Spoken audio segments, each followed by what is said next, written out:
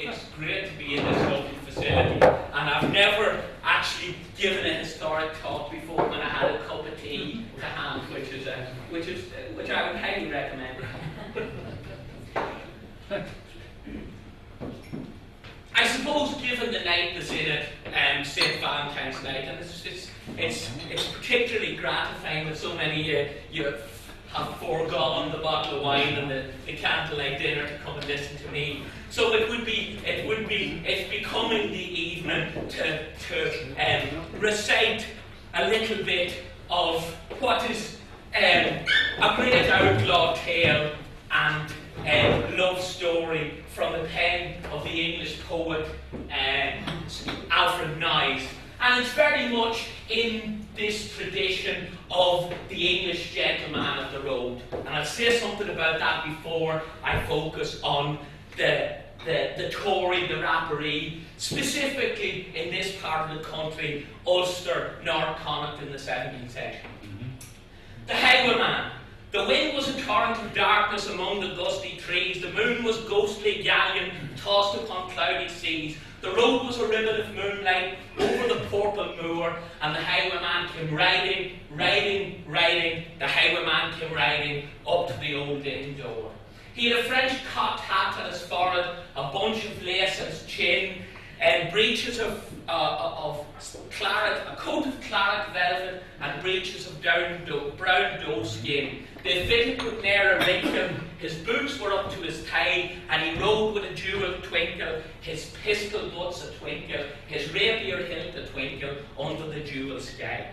Over the cobbles he clattered and clashed in the old inn yard. He tapped with his whip on the shutter, but all was locked and barred. He whistled a tune to the window, and who should be waiting there but the landlord's black-eyed daughter, Bess the landlord's daughter, plaiting a dark red love knot in her long black hair.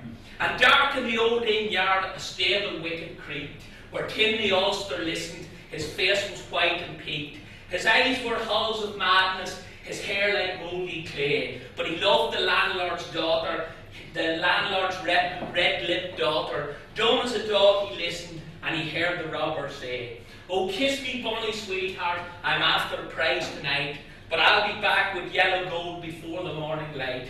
Yet if they press me hard, sharply, and harry me through the day, then watch for me by moonlight. Watch for me by moonlight. I'll come to thee by moonlight, though hell should bar the way."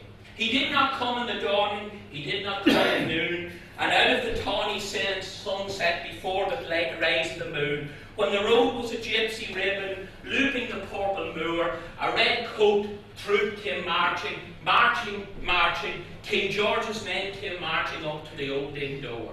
They said not a word to the landlord, they drank his ale instead, but they gagged his daughter and bound her to the foot of her narrow bed. Two of them knelt at her casement with muskets at their side. There was death at every window, and hell at one dark window, for Bess could see through her casement the road that he would ride.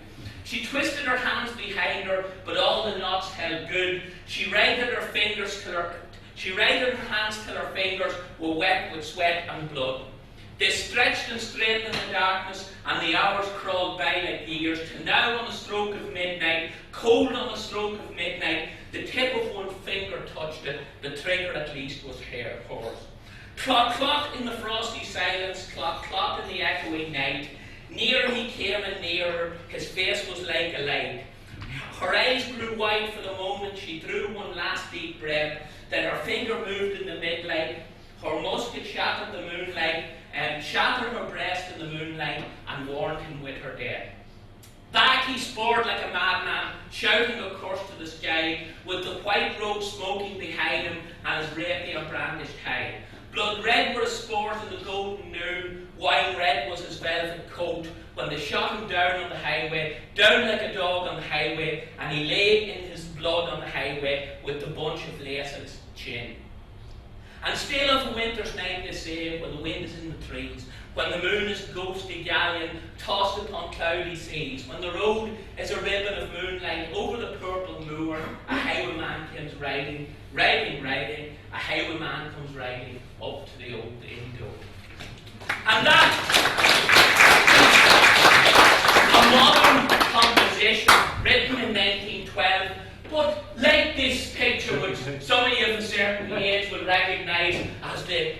glam rocker, adamant, with his tricorn hat, with his pistols, with his fluff short and his black cloak. This is, if you like, these are both a visual and literary representation of the English gentleman of the road. And it's probably based on this figure here, who plied his trade on the highways of England in the 1640s, a Frenchman called Claude Duval. And it was his wont to rob a coach in this manner, and he would take a young aristocratic woman out and he would dance the latest Almode dances that were being performed at the court of Louis XIV in Paris.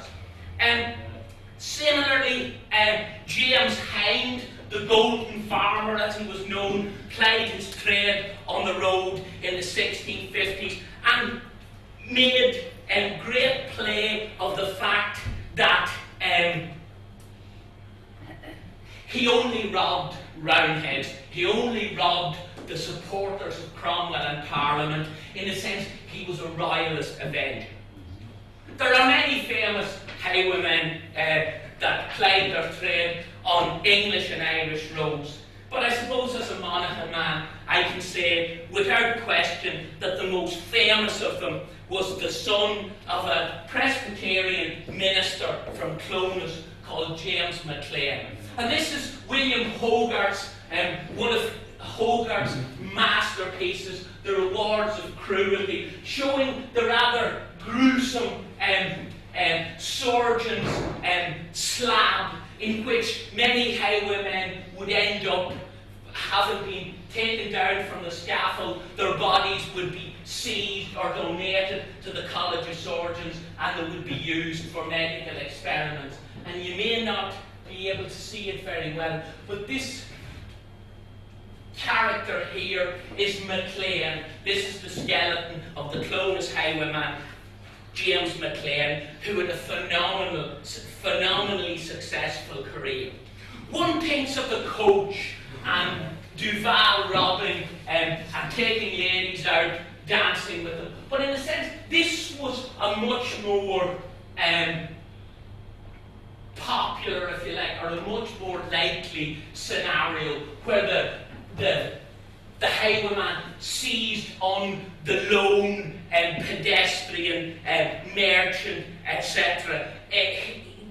Attacking the coach was a bit like hijacking a car in the 21st century. It was a dangerous business. Lots of things could go wrong.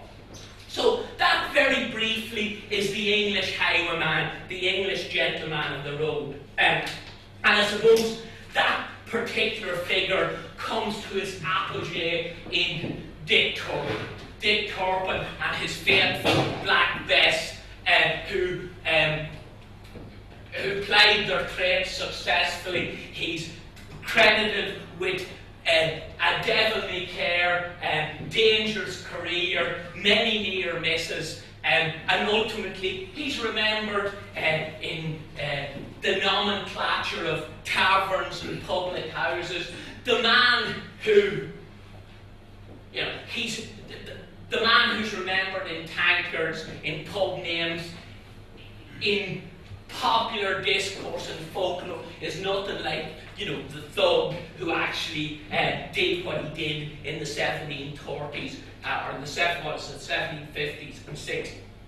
So that, I suppose, that image of the English gentleman of the road has impressed itself on Irish history, historiography, and folk and literary traditions of the Irish out, to which I'm going to turn now. And I suppose the outlaw, in its Irish guise, the wood-cairn, and particularly the Tory and Rapparee, has seared itself into the historical and folkloric psyche in this country. It is, however, very difficult, and I spent years working on this subject. I moved off to work on various other things, and it's something that I want to get back to again. But it's always difficult to follow these figures through the highways, byways, marshes, mountains, fastnesses of Ulster and Connacht, where I particularly focused on. It's also difficult to disentangle the folkloric outlaw from the historical figure, and I'll try to do that in relation to a couple of particular individuals. Popular historians and traditionally Irish nationalists, but not exclusively Irish nationalist historians and writers, people like J.P. Prendergast, people like William Carleton, people like W.J. Marshall, the latter two of Tyrone origin, cast the Irish Tory Rapparee as a sort of an outlaw Rapparee, a proto-nationalist, almost an Irish version of Robin Hood, robbing the rich, helping the poor, always behaving chivalrously to, widows, to young women, to the vulnerable, to the destitute. And of course, that was not the case, as we shall see. But that idea of the noble robber comes to its apogee in two crucially important literary works. William Carleton's Redmond O'Hanlon, The Irish Rapparee, and Thomas Moore's Memoirs of Captain Rock. And these were two, giants in 19th century, not only Irish, but English letters. The Memoirs of Captain Rock, it was said, it was attributed to O'Connell, although he never said it. It is said of Carleton's Memoirs of Captain Rock that this was to the Irish Catholic what Harriet Beecher Stowe's Uncle Tom's Cabin was to the American Negro, the African American, on the outbreak of the American Civil War. Of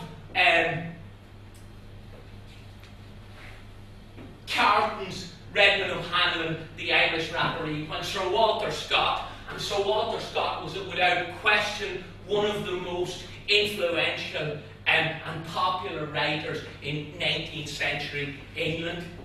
Indeed, Mark Twain accused him of causing the American Civil War because the gentlemen of the South had immersed themselves in Ivanhoe, in Waverley, in Rob Roy, and in the various romantic tales that veritably flowed from his prolific pen. But the outlaw also, the outlaw Rapparee, or the noble outlaw, and indeed the proto-nationalist outlaw, also influenced nationalist and Republican writers in the 19th and early 20th century. Michael Davitt, founder of the Land League, author of The Fall of Feudalism in Ireland, said of the Tories that they kept alive in song and verse the belief that one day Cromwell's clan would lose the lordship of the land. Ernie O'Malley, author of The Singing Flame and Another Man's Wound, leader of the 2nd Munster Battalion of the IRA during the War of Independence, wrote in the foreword, in the introductory section to The Singing Flame, how much he was inspired by the activities of famous Irish outlaws like Captain Power and Redmond O'Hanlon. So in a sense, that gives you a sense of where this figure has evolved from and his influence on Irish literature and indeed on Irish, on canonical political texts in the 19th and 20th century. The phenomenon of Toryism in its various manifestations, one term, Tories, Rapparees, is inexorably linked to the various conquest, reconquest, plantations, transplantations, famines and deprivations which blighted Irish politics from, the beginning of the 17th century until middle of the 1740s. The word itself, and Tory, is one of the few words that has entered the popular English lexicon. Rather like shanty, rather like smithereens, Tory is one of these words. There's a Tory party in Australia, in Canada. The present British coalition contains the Tory party. So the word itself has undergone an incredible usage transformation from its emergence in the 1640s. So what I propose to do is look at this phenomenon, and mainly through contemporary texts. I've also brought some of these proclamations which I'll circulate, and you can have a look at them. There is one in particular based on the Omen Assizes, so I dare say you'll recognise some of them. Indeed, maybe some of your ancestors are named and shamed in the pages. So this phenomenon is manifesting itself from the beginning of the so-called English reconquest of Ireland.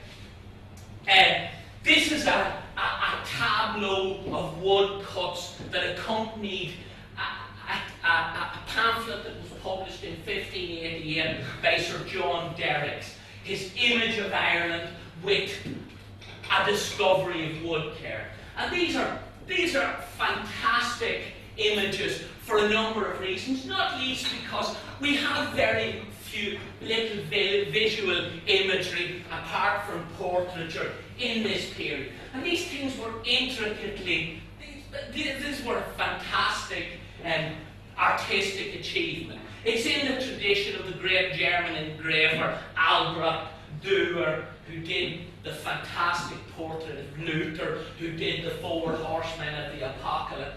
And essentially what you had to do was to engrave this image backwards onto a piece of wood, dip it in ink, and this is what you came up with. And here you have an Irish cattle raid, and here you have the savage Irish with led by their piper, coming out of the forest, attacking the innocent English settlers with their chickens, driving off these domesticated communities, driving off their cattle. Of course, the Irish literati of the period had a totally different view of what was going on.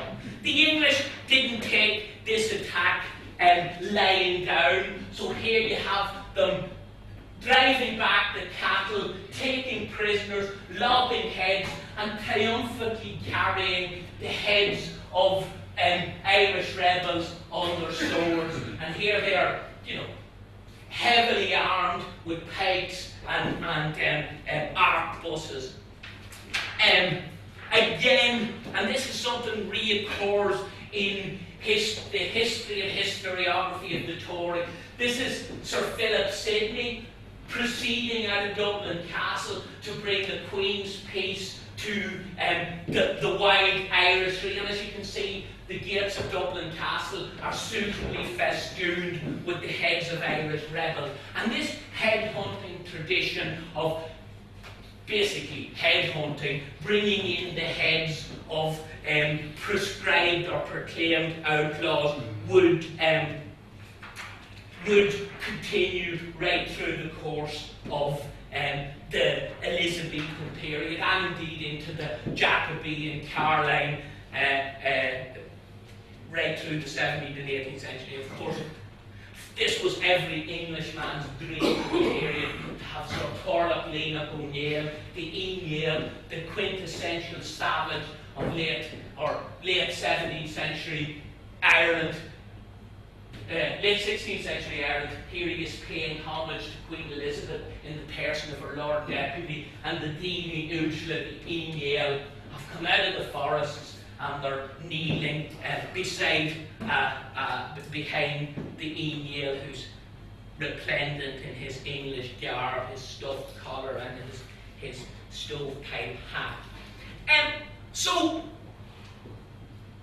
this figure, the outlaw, is appearing in political and literary discourse. He figures in the prolific writings of Sir Edmund Spenser, Barnaby Rich, Fynes Morrison, William Hamden, and all of those who are writing about Ireland, about its problems and prospective solutions. John Derrick, Image of Ireland with his discovery of Wetwood Cairn, mentions in particular the depredations of these outlaws. He creeps out of St. Filcher's den, a pack of prowling mates, more whoresome to the English pale and noisome to the state, which spares no more their company's birth than those of the English race, but ye to each a like good sum whene'er they come in place. So basically, Sir John is saying that these outlaws will rob, be it the English, be it the Irish, it doesn't matter. However, there's a different message emerging from contemporary poetry in Ireland. Almost at the same time, a Gaelic poet called Angus MacDara O'Daly laments that the royal chiefs of Ireland, that the Irish aristocracy and their heirs are being depoliticised and dismissed as lowly woodcare. Crelum acrin dar vogre, rigra ola is an Iraq, is not mortar leave in a muhish, a kerna hutal chilin. So they're dismissed as lowly woodcare. And this is part of this politicisation of the Irish Outlaw. Later on in the 1650s, the Munster poet Eamon MacDonagh Conduna suggests that the English are actually, the English regime, Dublin Castle and its adherents, used the term Tory as an abuse against Irish Catholics, thereby providing for a sort of a surrogate policy of persecution against the Catholic populace. Transport, transplant, Maviour Verla, shoot him, kill him, strip him, tear him, a Tory, hack him, hang him, rebel, a rogue, a thief, a priest, a papist. And in the aftermath, to move on from the Elizabethan period through the Jacobean period, the plantation, the wars of the Three Kingdoms, which would break out in Ireland, well, breaks out in Scotland in 1648, but it begins in Ireland with the 1641 rebellion and the massacre of Protestants in Ulster, and it concludes in a field outside of Letterkenny, effectively with the Battle of Scariff-Hollis. And the Cromwellian regime would rule the Three Kingdoms until the Lord Protector's death in 1658, and ultimately his son's failure to secure his father's legacy would precipitate a political crisis that would call back the son of the martyred King Charles I. And in 1660, the king would come back. He would promise to restore the lands of those Catholics who had fought for his father. And these Catholic petitioners are attempting to justify outlaw or Tory activity against the Cromwellian regime.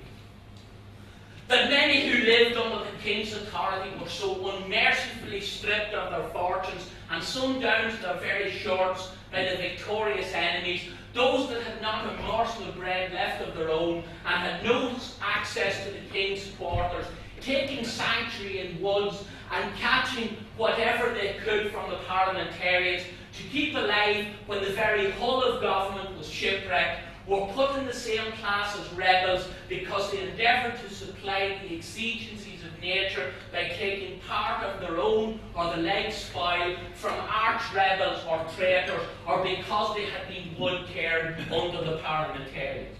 And this response from Sir Audley Mervyn, who's very much representing the new Protestant interest in Dublin, smacks of Mrs. Thatcher's "a crime is a crime is a crime" from the 1980s, to which we understand would Cairn Tories, men without authority, who rob, kill and destroy and satisfy their own appetites without any regard for the common good, undergoing a bestial employment, living like a beast of prey. And I italicized authority and common good because at this time, as far as the Irish and as far as many English and Scottish rivals were concerned, England, the British Commonwealth, was being ruled by a regicide who had murdered the king. And this is the point that the Irish Catholics are endeavouring to make. That background, if you like, brings us to the reign of Charles V, of Charles II, who's restored in 1660 and who dies in 1685. And this is the golden age of Toryism in Ireland. And this is a map based on my own researches from, well, it's nearly 20 years ago now. It's a subject I want to go back to. But as you can see, the good people of Tyrone, the Sperrins, down into South Armagh, across into Monaghan and Cavan, which is a sort of a Tory superhighway into Leitrim and Cavan, and particularly into the Bog of Allen, which was the great, I suppose, right up until the end of the 19th century, and until the foundation of Bornemona, was probably one of the greatest blanket bogs in these islands. So this is very much Tory terrain. This is the golden age of Toryism, and in particular from this area, from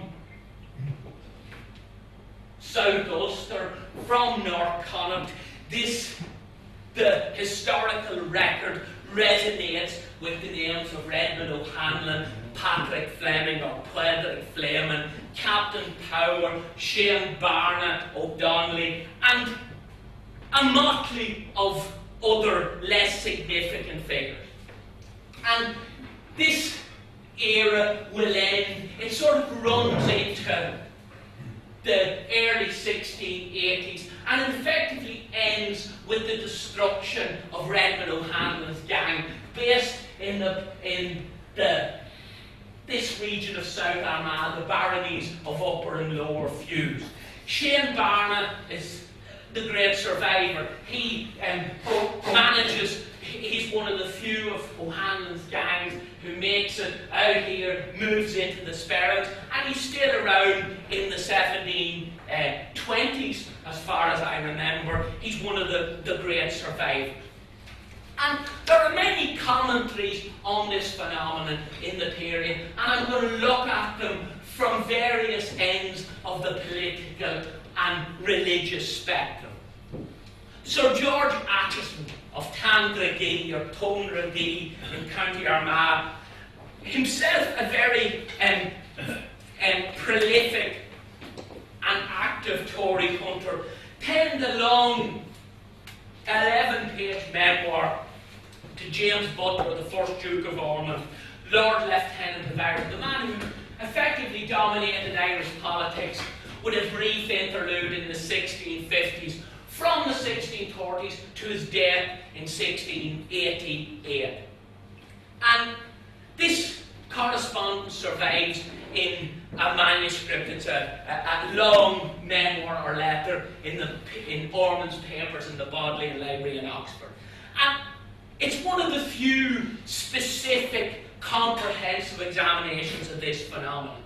And what Acheson is saying is that these guys are forming themselves into bands across, this is his sphere of influence, but he's closely cooperating with Sir George Rawdon up in Lisburn or Lisnagarvey, with the Hamiltons of Hamilton's Bawn in County Armagh, and with various other Tory hunters across Ulster. And what they're saying is that these Tories are forming themselves into bands, and they're effectively lifting protection money or extortion from what they call the British settlers. They would be of Ulster, of English and Scottish origin.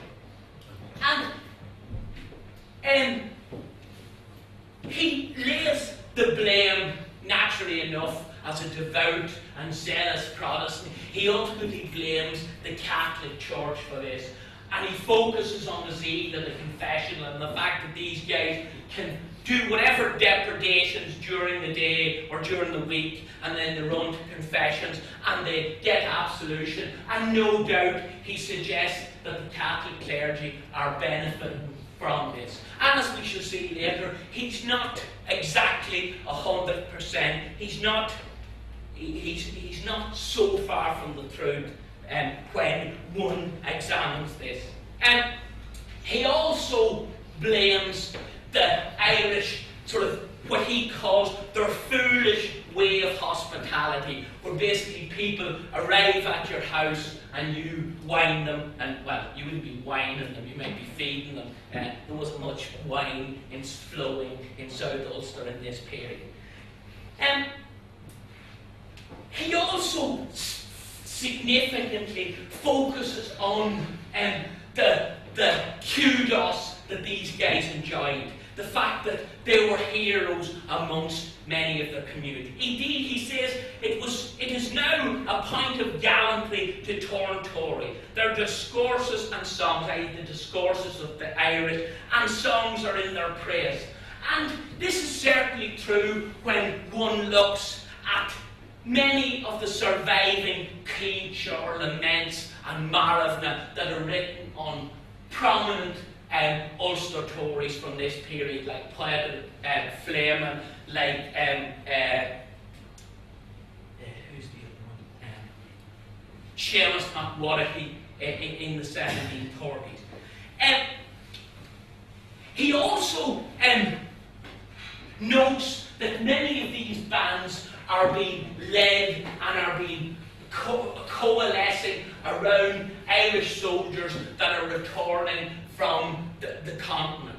And there was a large influx of Irish soldiers who arrived back, many of them hoping for monetary reward or for a return of their lands. Many of them had fought for King Charles I, for his son Charles II. They had campaigned with the exiled Stuarts in France and Spain. They arrived back in 1660s. Happy days, the king is restored, and they think that they will receive their lands. But as Swift appropriately or characteristically Swift noted of King Charles I when he was writing about this period, he said of Charles I, the king gave the lands of those who fought for him to those who fought against him.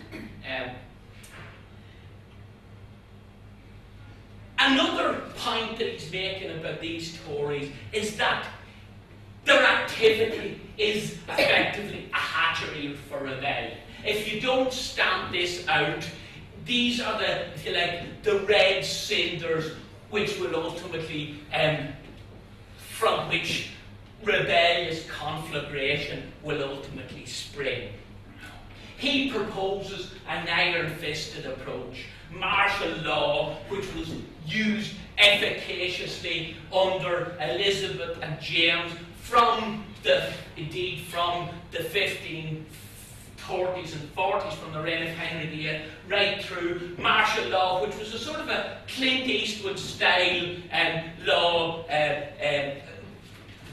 sort of Clint Eastwood style lawmaking. You shoot first and you ask questions second. And this solution would indeed, and Ormond and his various successors, like the Earl of Essex in the 1670s, would use martial law, and men, and indeed children as young as 14 and 12 were being targeted, were being killed, and their heads were being brought in by unscrupulous Tory hunters. And I suppose what's even more significant about many of the points that Sir George Atchison is making in the 1660s is that they are reiterated by another very prolific commentator on this phenomenon, none other than Oliver Plunkett, Archbishop of Armagh, Primate of all Ireland, and Ireland's most first and only canonised saint. And he was a man who would arrive back from a prestigious teaching post at the University of Paris. He taught theology and philosophy. He would arrive back and with the zeal of a post-Tridentine Catholic prelate, he would attempt to drag the Archdiocese of Armagh, but also the Irish Catholic mission, kicking and screaming into the post-Tridentine period. Plunkett spoke of his, if you like, pious, devout and religious forebearers and their trials and travails and martyrdom. And he said of the earlier period, he said, in olden times we had golden priests and wooden chalices. Now we have wooden priests and golden chalices. And he set out with the zeal of a reforming prelate to root out, if you like, undesirables from the Catholic mission. Men who were accused and heavily involved in drunkenness, fornication, various activities unbecoming a Catholic prelate or a Catholic clergyman. And he also said, with some justification, well, he said without any doubt, and you can, the fabulous edited and translated collection of his numerous correspondence to Rome, to Propaganda Fidei. He said that he wrote more letters to Rome than all of his peers, and that is unquestionably true. And many of these letters are complaining about drunken priests, about priests who spend too much time in taverns, who are consorting with fallen women, who are consorting with Tories and outlaws, and generally, ne'er-do-wells.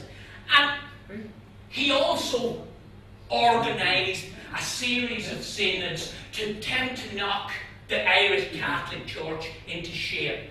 In Dublin in 1670, in Clones in 1670, and in Ardpatrick in 1678. And amongst the various precepts that are laid down, one is to warn the clergy and laity against the Tories and their activities.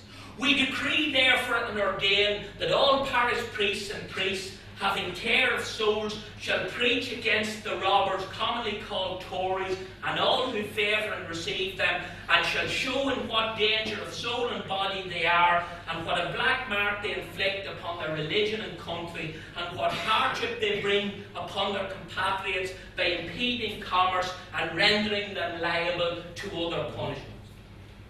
And Plunkett,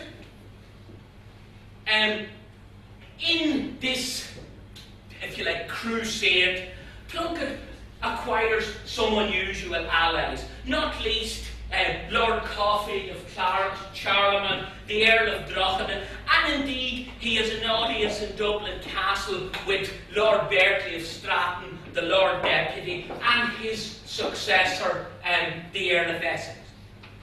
And they are appreciative of his zeal against these outlaws who are impeding commerce and who are causing a great deal of trouble in the Archdiocese and in the greater province of Ulster.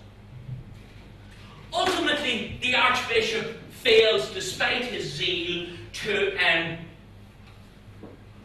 make any great headway against the Tories. He does, however, succeed in securing pardons. He intervenes with Chief Baron Heaney in Dublin, H-E-N-E, not H-E-A-N-E-Y, and with the Lord Deputy to get pardons for some of these Tories, as many as 100 of them, on condition that they leave Ireland and go off and fight in the armies of France and Spain.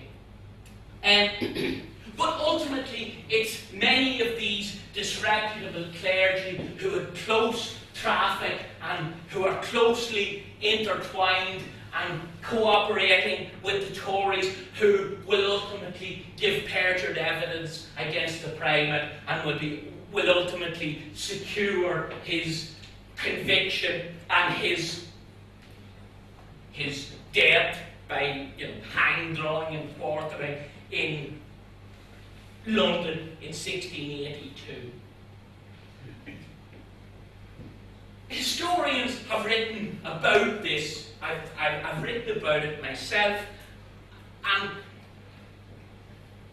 in some cases it's easy to make too much of Plunkett's, if you like, specific or exclusive personal crusade against Tory activity in Ulster and in his archdiocese in the 1670s and early 80s. Because he enjoyed the full cooperations of support of the Irish clergy and hierarchy in these endeavours.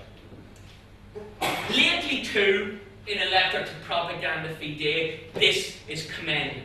Lately too, he has achieved a work for which great advantage will be derived by the Catholic body. For there were many of the noble families who had lost their properties and being proclaimed Tories and outlaws in public edicts were subsequently guilty of many outrages. These, by his admonitions, he brought to a better course. He moreover obtained pardons for their crimes, and not only procured this pardon for themselves, but also for their receivers, those who benefited from their depredations. And thus hundreds and hundreds of families have been freed from imminent danger to their body and soul and property. And although Plunkett is fearlessly and vocally critical of the Tories and of their activities, he nevertheless does understand that they themselves are systematic of the cataclysmic and catastrophic political and social dislocation which had occurred in Ireland in the first half of the 17th century. And he makes that close correlation between war, conquest, plantation, and Tory activity. And he says of his diocese, in my diocese, that is, in the counties of Armagh and Tyrone, there were certain gentlemen of the leading families of the houses of O'Neill, MacDonald, O'Hagan, etc., up to 24 in number, together with their followers. They were deprived of their properties and took to assassination and robbery on the public highways, entering at night to eat in the houses of Catholics. For 4 years they lived this life, and almost all the Catholic families of these counties were brought to court and practically ruined because of them. In these counties, the poor Catholics and all rent-payers, are all rent-payers, and they were enabled to pay their rents because nobody would come to buy from them or sell to them for fear of the bandits. The Protestants sent companies of infantry and cavalry to capture them, i.e. the Tories, but these companies did even more harm than the bandits themselves. They sacked the houses of the poor Catholics and slaughtered their livestock, and in a short while the whole country would have been depopulated of Catholics. 4 Catholic gentlemen were hanged in Dungannon for, as was alleged, having contact with them, i.e. the Tories. Of all the Tories that Plunkett would come into contact with, none, I suppose, is remembered in popular memory, in folklore, and particularly in the literature of South Ulster than Padraig Fleming. Patrick Fleming, or Padraig Fleming, was the son of James Fleming of Sidon in County Meath. And Fleming was one of a minority of native families who had been restored to their lands in the Restoration settlement in 1660. Patrick Fleming died in an ambush in Inniskeen in County Monaghan in November 1678. And he was en route to Dundalk to rendezvous with a certain Captain Blake. And Captain Blake was the pseudonym of Archbishop Plunkett. This was an era of penal law, and even though the bishop was moving in Catholic and Protestant political circles, he nevertheless had recourse to a pseudonym. He dressed in the apparel and he adopted the persona of a Catholic gentleman called Captain Blake. And Plunkett is killed in Inniskeen, and in his pocket is a letter, a safe passage, promise of protection to leave the country, signed by Captain Blake, who had interceded with Dublin Castle. And this here, which is like a charm, a Catholic charm of the period, the measure of the Blessed Lady's foot. The Blessed Virgin had a very small foot, even though this is an overhead projector. Whoever shall say this 3 times, and say 3 Ave Marias devoutly, in honour and reverence of her, gaineth 70 years of pardon, and be delivered from many perils. Sadly, in poor old Patrick Fleming's case, it didn't work. And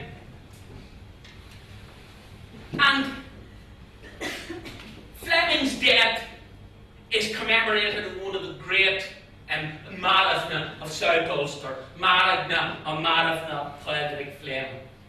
The poet, the anonymous poet, lamented that Fleming was without a gun, a pistol, a shot of powder, or even a stick to scare the English or put them to flight. So he was basically killed. He was unarmed when he was killed. A Frederick Fleming, a Cree na Hure, a Vic Hamish, an Tayan, is Iron the Nuchia, gan Cleo, gan Pistol, gan Orher Puder, a Verat Urim, Argali, Nubata da Ruasku. And the poet expressed regret that the fair-haired Fleming was no longer able to earn English respect with his guns and pistols, or indeed to follow his true vocation in the armies of the King of France or Spain. And of course, this was his intention, having received a pardon or having had an intercession from Plunkett. His death deprived him of the opportunity of earning fame and respect in the armies of France and Spain. A Frederick Fleming na gruig a boine, she ma chrek gal, yer na knyaki to her salia, con na franke, la treshe the lawa, nu cognu cogi larinas boine. So this event, and indeed Plunkett's intercession on behalf of various Tories, up to 100 in number, would have enormous implications in the so-called Popish plot. In 1681, there was a Popish plot broke out in England, or a rumour which was being fanned by a number of unscrupulous political figures in the House of Commons, including the Duke of Buckingham and the Earl of Shaftesbury, that there was a Catholic plot afoot to kill King Charles and to put his Catholic brother, James, Duke of York, on the throne. And all sorts of people were dragged into this net, including the King's brother, the King's wife, the King's sister-in-law, and the Catholic. The King's wife was a Catholic, Catherine of Braganza. The King's sister-in-law was also a Catholic, Mary of Modena. His brother was a Catholic. So this plot gains currency, and it's been the flames of it are being fanned by those who want to exclude the Catholic from the throne. So the plot, the popish plot, runs into the exclusion crisis. But ultimately it is frustrated, and as we all know, the Catholic James would mount the throne in 1685, and he would last 3 years until replaced by his Protestant nephew and son-in-law, William, Prince of Orange, King Billy. And one of the major victims of this plot is none other than our friend, the Archbishop of Armagh. And those who made their way to London to give perjured evidence against Plunkett were men, mainly spoiled priests, a large number of them Franciscan friars from the archdiocese, who Plunkett had run out of the ministry for their debauched and for their immoral lives. And very quickly they seize on this, these intercessions on behalf of the Tories with Dublin Castle to accuse Plunkett of attempting to recruit an Irish officer corps, send them off to France so that they would bring back a 70,000 strong French army to massacre all the Protestants and to bring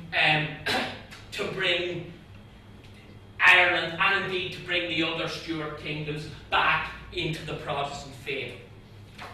This, of course, was not true, but it served a particular political purpose at the time.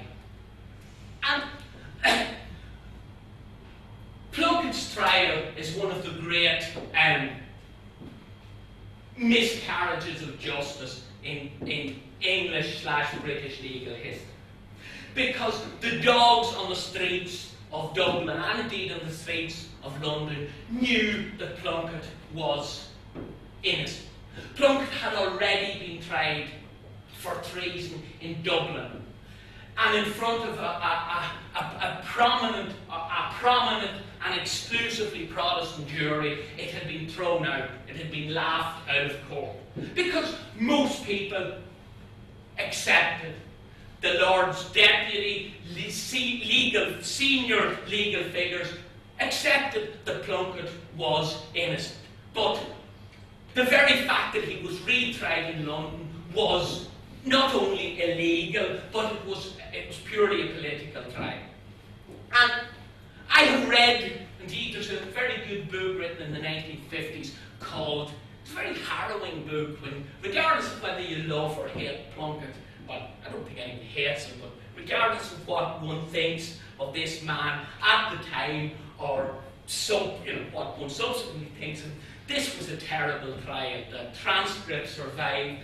And there are moments when you're doing research where you actually come really close to an event. And I suppose one of the most, for myself, one of the most profound pieces of, I suppose, source material that I've ever held in my hand was the piece of paper that Plunkett held in his hand when he's facing, bloody Judge Jeffreys and Judge Scraggs, and basically an Old Bailey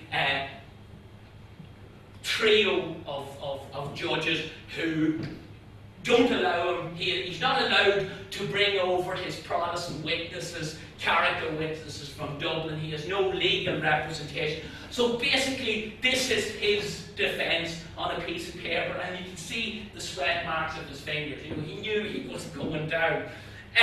But the key, if you like, his key defence was to attack, to assassinate the disreputable characters of these people who were bearing perjured witness against him. William Hetherington, an Englishman from Gerrardstown in County Louth, had been sentenced in the debtor's jail before turning King's evidence and becoming a Tory hunter.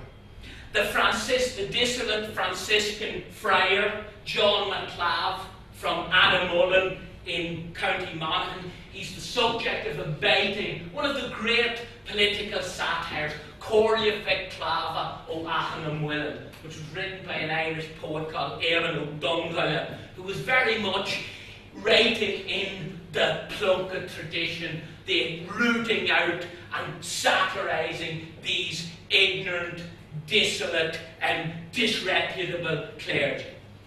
And many of the other witnesses like Edmund O'Murphy, John McMyer, Florence McMyer, Hugh Duffy, Cornelius McGinn, Owen Murphy, Henry O'Neill, Phelim O'Neill, George Cotton and Paul Gormley. As you see the names, it's all South Ulster in fact. Many of them had either trafficked or been themselves Tory hunters. Had been themselves Tories or Tory fellow travellers. And if one is to briefly look at, take a prosopographical study of these characters and their subsequent careers, Owen O'Murphy retracted his evidence against the primate, and he admitted that he had been bribed by Titus Oates, who was the chief English instigator of the plot, and William Hetherington, to testify. He'd been persuaded to testify that he had seen Charles II at Mass, i.e. that he was a Catholic, and that Ormond, the Queen, and King James, Duke of York, were involved in this plot to kill him. Florence McMyer, the McMyers, or the Mac on Weir, were the hereditary keepers of the Book of Armagh, which you can see in Trinity College to this day. And the Book of Armagh is the great patrician shrine, the great shrine. It is reputedly, though definitely not written in the hand of St. Patrick himself. But such was Florence McMyer. He was the last hereditary keeper of the Book of Armagh. And he mortgaged it to a Protestant landowner called Sir Arthur Brownlow. And Sir Arthur Brownlow was, in the words of Brendan O'Buchala, a gentleman more curious than ordinary, because despite his Protestantism, he learned Irish and he had a great interest and was a great collector of Irish manuscripts. And McMyer mortgaged this priceless relic to Sir Arthur for £5, which was a handsome sum in 1680, so that he could make his way over to London to give perjured evidence against his primate. He would reap the bitter harvest of his treachery. He would live a miserable life until 1730. He's buried in Ballymore, County Armagh, and his headstone was vandalised for generations until it was eventually destroyed. Henry O'Neill rejoined the Tories and was subsequently hanged in Mullingar in 1681, but not before, with his dying breath, he absolved the martyred primate for any involvement in the so-called Popish plot.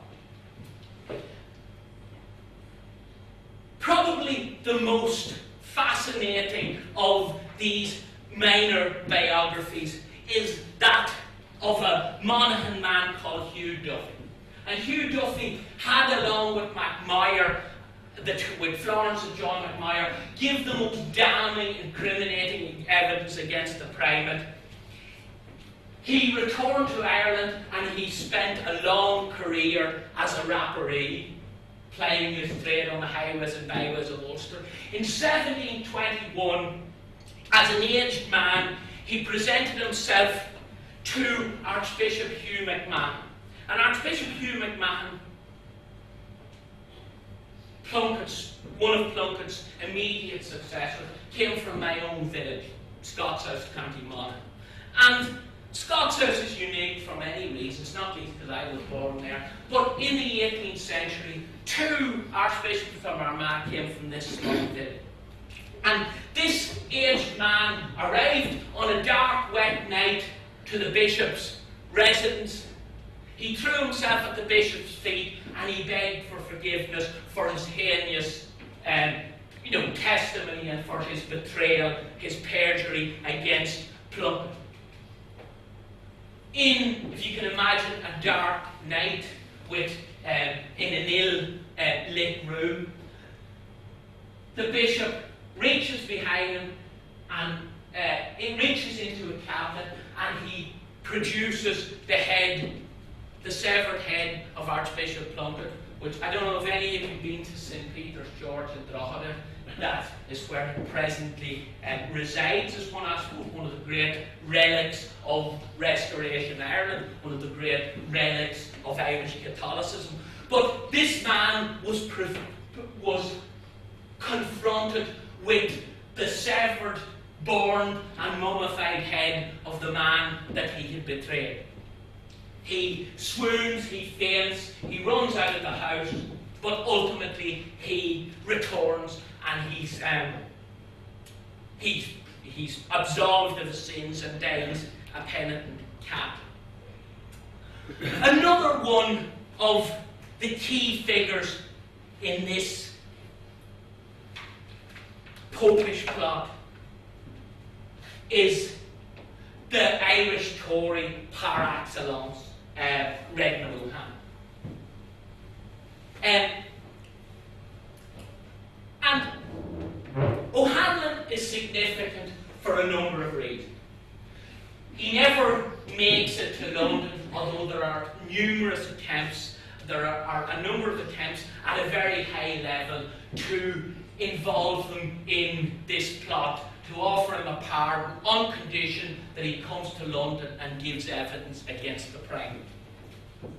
When this plot is losing steam, this would be a sensational witness to a sensational, if you like, addition to the witness stand, to bear testimony against Plunkett and his treason, and indeed against the various other senior Irish and English political figures who were supposedly involved in this plot. And another key figure in this drama is a priest from Killeavy in County Armagh, Father Edmund O'Murphy, parish priest of Killeavy and titular chanter of the Archdiocese of Armagh. And he wrote a long and vivid account of his involvement, not only in the plot, but something of an apologia for, I suppose, a scandalous life. The present state and condition of Ireland, but more particularly Ulster. And this is a fascinating document. A subjective, but nevertheless valuable account of the state of Ulster in the late 1670s and early 1680s, despite the that it is, of course, the brainchild of one of the greatest liars in not only in 17th century Ireland, but in Irish history more broadly. And O'Murphy's bête noire in this long 80-page pamphlet, which was published in London and reprinted in Dublin. He writes it in London. So O'Hanlon and his various Monaghan, South Armagh and Tyrone confederates are, figuring prominently in London newsprint, not least in the context of this sensational Al-Qaeda-like plot to murder the king and to put a Catholic on the throne, to massacre all the Protestants in Ireland, and to bring the three kingdoms back into the Church of Rome. And O'Hanlon first emerges. His name is first mentioned in a pamphlet. I have one of the, if you like, apologias from the popish plot, the honesty and true zeal of the king's witness, justified and vindicated against the unchristian-like, equivocal protestations of Dr. Oliver Plunkett by Florence Wire, or Florence McAweer, gentleman, London 1681. So I'll pass them around, you can have a look at them. And these are the proclamations, which were, these are actually photocopies of proclamations from the 18th century. There's one pertaining to Tyrone. There are hundreds and hundreds of these surviving. I've been through a lot of them for the 17th century. And Professor Jimmy Kelly is actually editing them for the Historical Manuscripts Commission. So these would have been printed and posted in prominent positions, on prominent public building, on the High Cross in Clonus, in various places where men were named, sort of like the wanted posters in the Wild West. And you can see in some cases where taken, hanged, the names of guys who've met the Waterloo 150 years before the battle. So O'Hanlon rises to prominence in Ulster at the head of a particularly effective, destructive, and busy, if you like, industrious outlaw gang. He's first mentioned in 1674 when he's proclaimed with his brother Lachlan and Patrick Fleming the hero of the Marathon. He's later proclaimed in 1676 and again in 1678 when he has a bounty of £200 on his head. And £200 was a phenomenal amount of money in 1681. £200 is a respectable amount of money in 2012, at least it is for me, So O'Hanlon sears or imprints himself into Irish politics, literature and folklore, and there are reasons for this, not least the nature of many of the stilts, his aristocratic bearing and apparel, and the diligence with which many of his deeds were religiously catalogued. And I'll give you an example of this. Doing research on the Tories is very difficult. It's not very difficult, but you just can't know.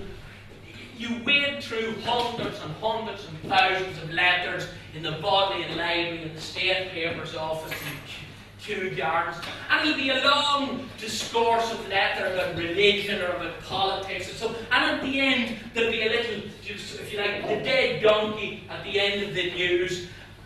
There was a Tory outrage in Monaghan or Cavan. And there's a good example of this in a letter from Archbishop Michael Boyle of Armagh. He was the Lord Chancellor of Ireland, he was the Church of Ireland Archbishop of Armagh, and he's writing to Ormond a long letter, and at the end he drops in this snippet of information about an O'Hanlon step.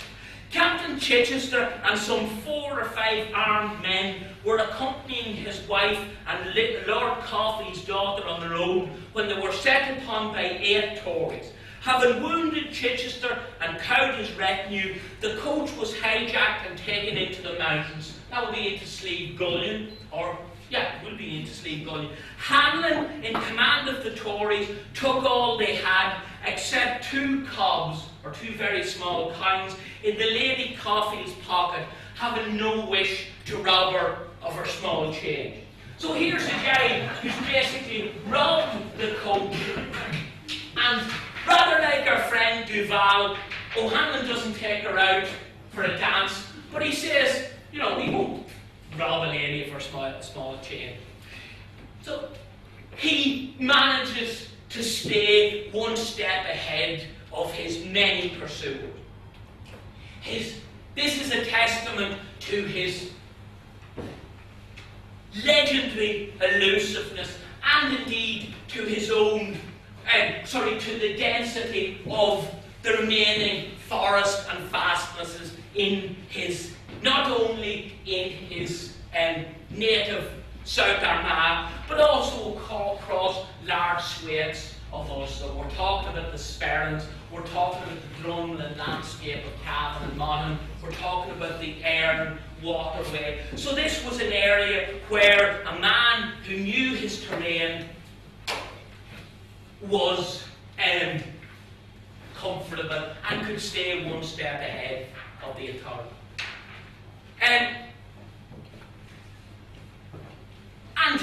indeed, if one is to read, or if one is to examine popular folk traditions about O'Hanlon, if one is to read the prolific writings of J.P. Prendergast, T.W. Marshall, Terence O'Hanlon, who talk about the Ulster Tory, many of their stories, many of the short and indeed long biographical and literary accounts from William Carleton, John Cosgrove, Lives and Actions of the most notorious Tories, Rapparees and Robbers. This was a book that was published in 1740. It was reprinted 29 times, and it was essentially the syllabus for the Irish head school in the 19th century. And many of the tales, the near misses, the accounts of how O'Hanlon outwits the authorities, how the peasant woman or the peasant boy outwits O'Hanlon, how O'Hanlon arrives at a house and the landlord has come and threatened the widow and her 12 children with eviction. O'Hanlon doesn't say who he is, he asks her for food, she feeds him, he then finds out that she owes £10. He gives her the £10 and tells her to give it to her landlord, get the receipt, and he robs the landlord at the top of the road. And this is the stock in trade. These stories about noble robbers are told from the west of Ireland to the heart of the Carpathian Mountains in modern Romania. These are the stock and trade tales of the Irish outlaw. O'Hanlon's activities, there is some of that, but ultimately this is a man who lives by the sword, is not, and the pistol, is not afraid to use it, and ultimately dies by it. And the very fact again that this is a book, this is a pamphlet that's published, this is the Dublin version of it, but this is published in London as well, as is the account of O'Hanlon's killing of a prominent Ulster Tory hunter called Henry St. John in Tandragee in County Armagh in September 1679. If any have been to Tandragee, the potato crisp factory is the residence of the St. Johns of Tandragee, who had arrived in the early 17th century. Sir Henry's grandfather, Sir Henry, was Lord Deputy of Ireland. So these guys had impeccable English planter credentials. Sir Henry, or the younger, like many of, if you like, the contemporary Protestant, Ulster Protestant aristocracy, the Rawdons, the Hamiltons, the Pointses, are Tory hunters, and they're operating in this area and collaborating and cooperating to try and hunt down O'Hanlon. And this is a key event in this story. When O'Hanlon kills St. John, these Tories come together, these Tory hunters come together, and they recruit 20 local, if you like, soldiers, all of whom can speak Irish, and they send them out heavily armed, with as, if you like, mounted soldiers, cavalry or dragoons, to hunt O'Hanlon and his band. But at this time, for reasons only known to the chief conspirators, there is an attempt, or there is a suggestion that is acted upon, that bringing Redmond O'Hanlon to London as a witness to Plunkett's treason, to the veracity of this popish plot and this heinous attempt or plot to kill all the Protestants in Ireland, begins to take shape. And surprisingly, the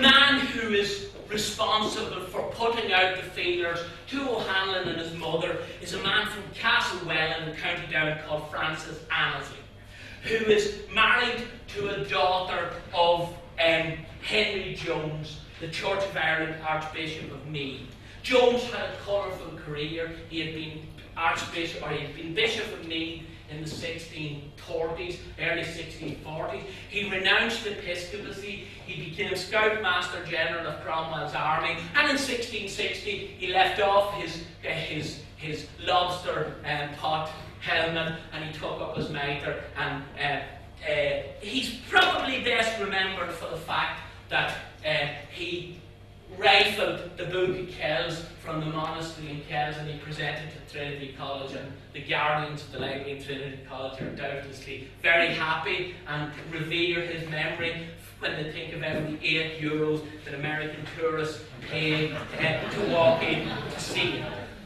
But this proposal, and when you think about it, this is an astonishing event where a man, an outlaw, Ireland's most famous or infamous outlaw, one of the few people whose name is mentioned in the London Gazette, he even makes it into the Paris Gazette, is being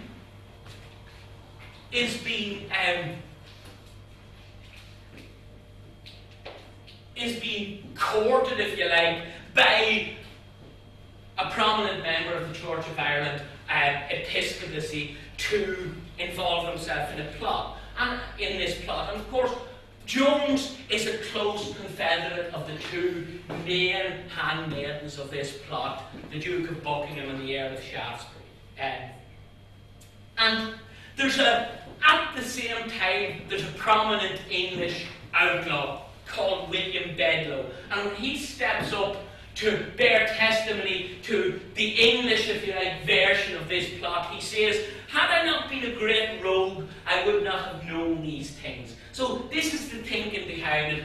O'Hanlon is a great rogue, he is going to know.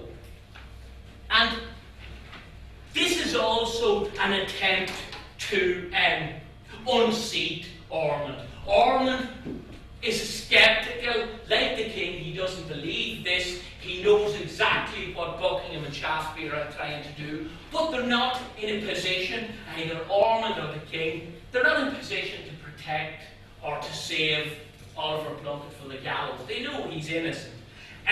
But Ormond moves very quickly to neutralise this major threat from South Armagh. The romantic Irish nationalist historian J.P. Prendergast, who wrote prolifically and authoritatively on Ulster Tories, and what's hugely significant about Prendergast's work is that he did a lot of research in Dublin Castle and in the Four Courts before Michael Collins turned British howitzers on it in 1923 and effectively destroyed much of the archives for English government in Ireland, and crucially the crime reports from the 17th and 18th century. So all we have in some cases is the research that Prendergast did. Prendergast suggested that the reason that Plunkett didn't ultimately make his way to London was because he was too much of a noble, honourable man, and he would not perjure himself he would not perjure himself to condemn the Archbishop of Armagh. This, of course, is not true, because there are numerous correspondence. Indeed, there is a letter from O'Hanlon to Bishop Jones that is hand-delivered by his daughter-in-law. He's effectively saying, give me a pardon, I'll hunt down all my former Confederates, I will become a Tory hunter. He doesn't specifically mention Plunkett, but there is no sense of chivalry or honour emanating from that particular missive. And he doesn't cooperate for a number of reasons, possibly because of his despair at his past many misdemeanours, his distrust of the main actors in the plot. He had attempted to kill Edmund O'Murphy and William Hetherington. He also probably, and quite rightly, believed that you could go to London and you could, damn your soul by telling lies about Oliver Plunkett, but that doesn't mean you're going to be pardoned or get back to the fuse. Another reason is that the Duke of Ormond realises the gravity of the situation, and in a covert and secret operation, he employs a County Down-born Tory hunter called William Lucas, and he gives him effectively a free hand. And William Lucas, significantly, is the villain in Carleton's novel. He's brutalising and intimidating, young women. He's a thug, he's a murderer, and ultimately he falls foul of the great O'Hanlon. But actually, in the historical record, the complete opposite happens.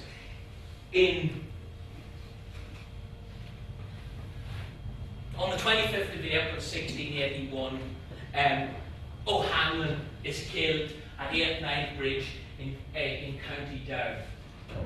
And he's killed by his own foster brother, Art O'Hanlon, to whom Lucas had promised a pardon if he killed his cousin.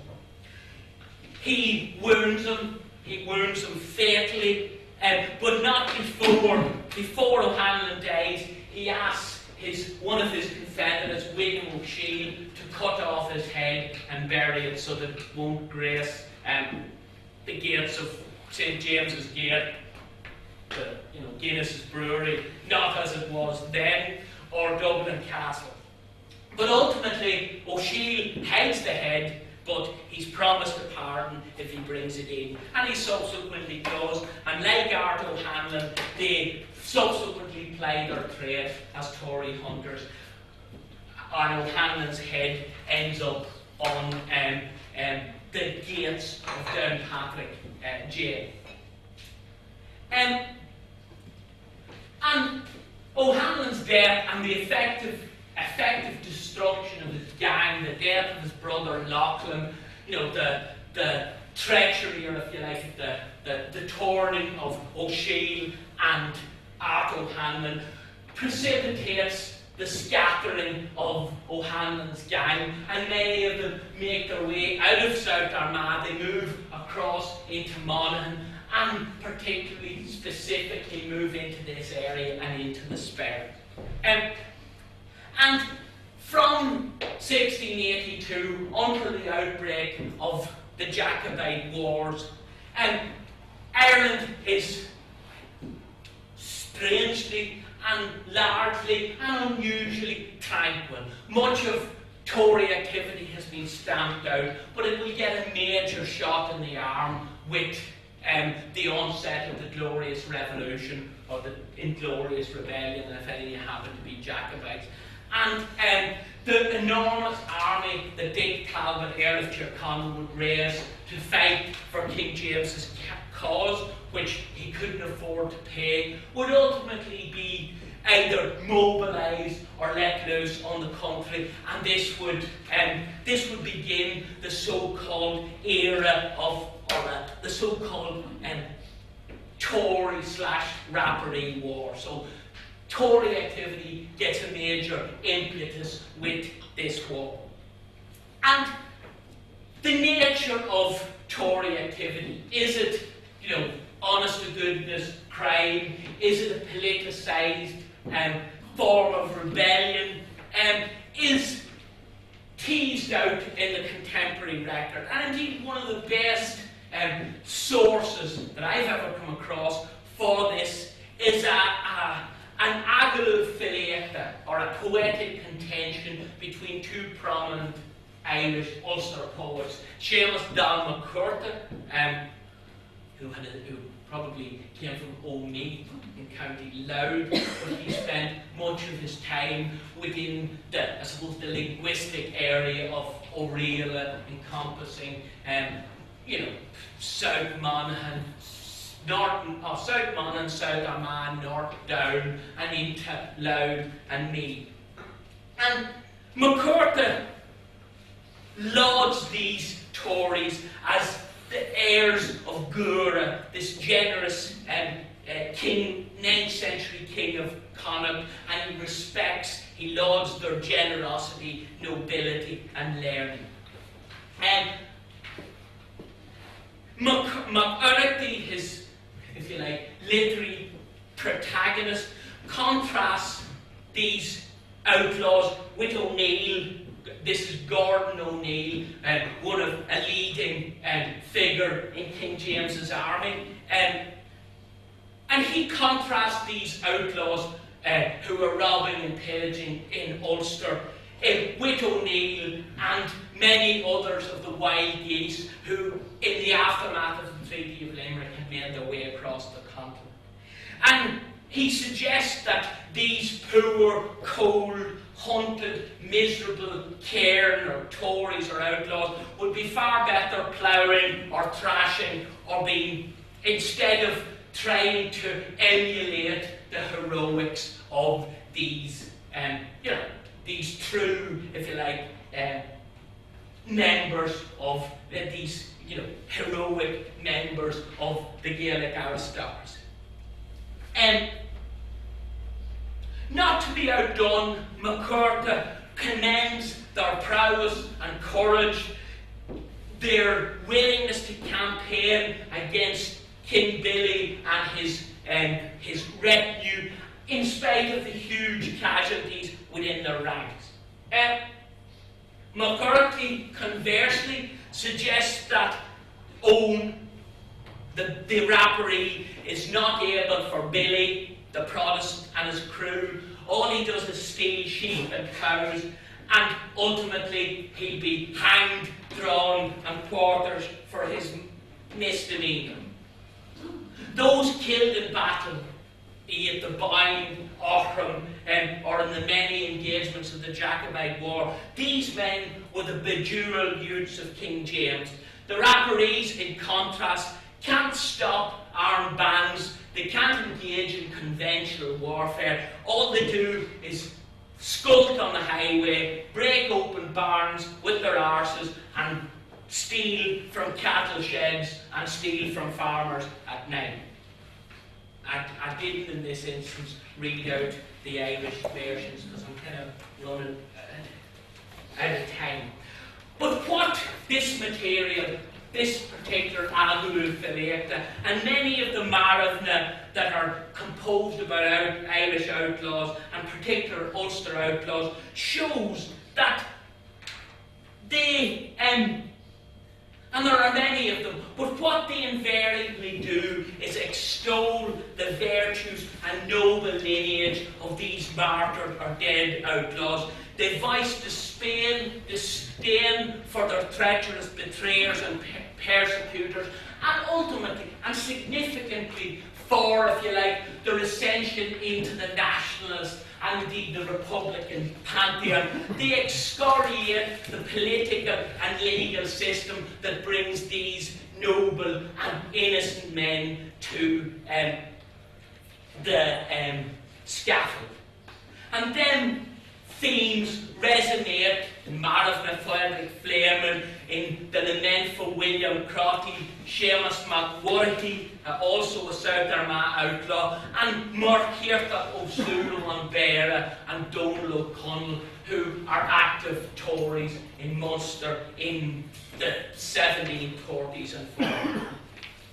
And that Irish language heroic literary tradition will coalesce and indeed will be translated through the good offices of John Cosgrove, of Thomas Moore, and of William Carleton. And in the case of Carleton, Carleton's mother was a native speaker of Irish from this area. She would have been immersed in folkloric accounts of the machinations of and stealths of O'Hanlon and Sean Barna. And ultimately that tradition is translated in the 18th and indeed the 19th century. The Outlaw of Lough Lane, Donegal Bwen, Brennan on the Moor, Whiskey in the Jar, The Wild Colonial Vibe, The Ballad of Douglas Bridge, and indeed the Mountains of Pomeroy, which a Tyrone audience would certainly be familiar with. And there is where I'm going to leave it. Thanks very much for your time.